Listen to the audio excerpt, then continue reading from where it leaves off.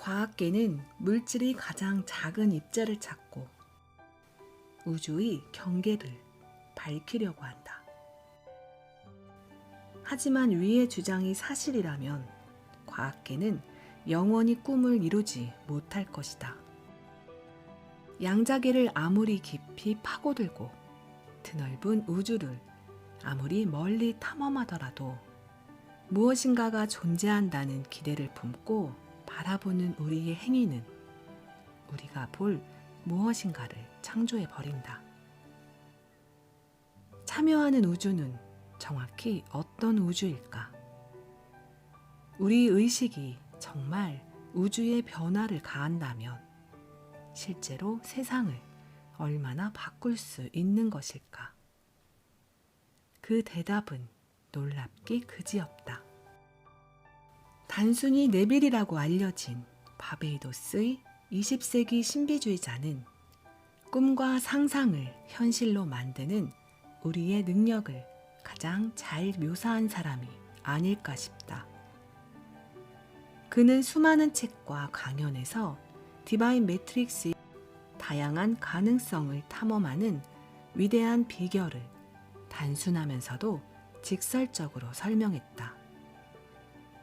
네빌에 의하면 우리가 경험하는 모든 것은,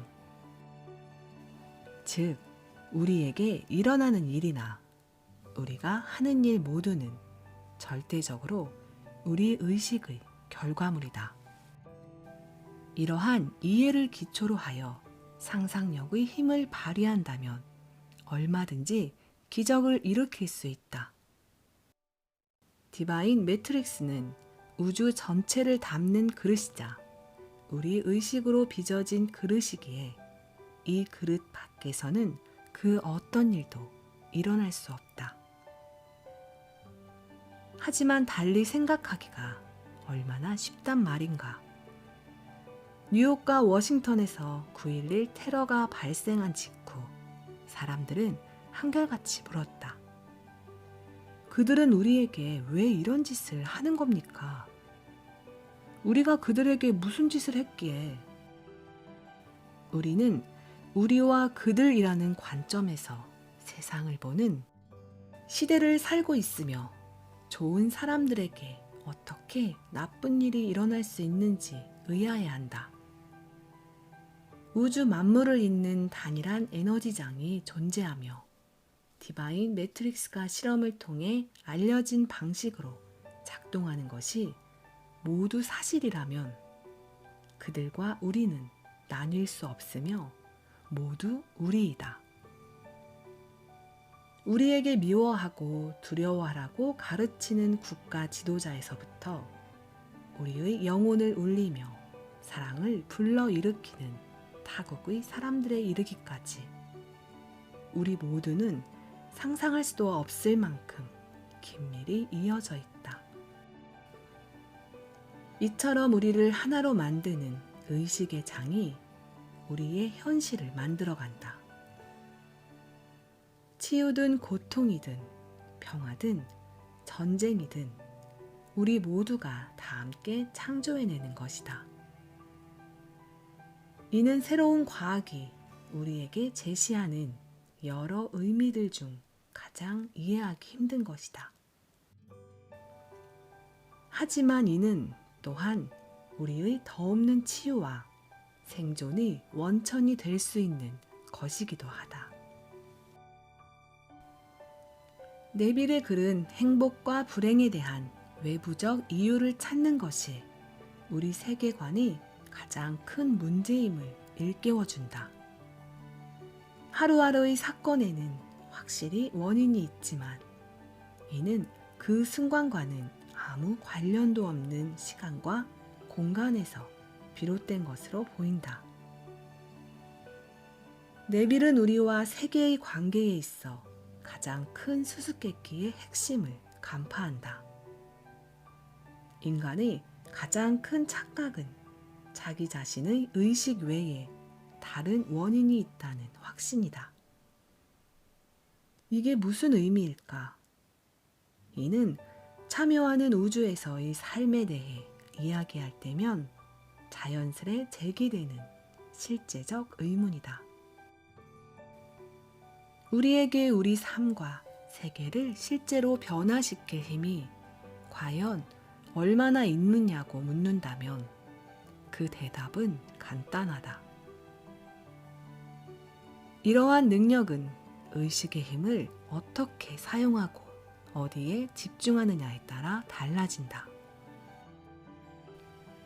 네빌은 의식의 힘에서 이를 생생하게 보여주는 여러 실제 사례를 제시했다. 그 중에서도 가장 강렬했던 이야기는 수년이 지난 지금도 여전히 내 마음에 남아있다. 불치병인 희귀심장병 진단을 받은 20대의 어느 남자에 관한 이야기로 그는 결혼하여 어린 자식이 둘 있었다. 모두에게서 사랑받는 좋은 사람인 그는 어느 모로 보나 행복하고 건강한 삶을 누려야 마땅했다. 네빌이 그와 이야기를 나누었을 무렵 그는 살이 너무 빠져 앙상한 해골밖에 남지 않았다. 너무 허약한 상태라 대화를 나누기조차 힘겨웠지만 그는 네빌이 믿음의 힘에 대해 이야기하는 동안 조용히 귀 기울이고는 이해의 표시로 고개를 끄덕였다. 역동적으로 진화하는 우주에 우리가 참여하고 있다는 관점에서 보면 모든 문제의 해결책은 오직 한 가지다.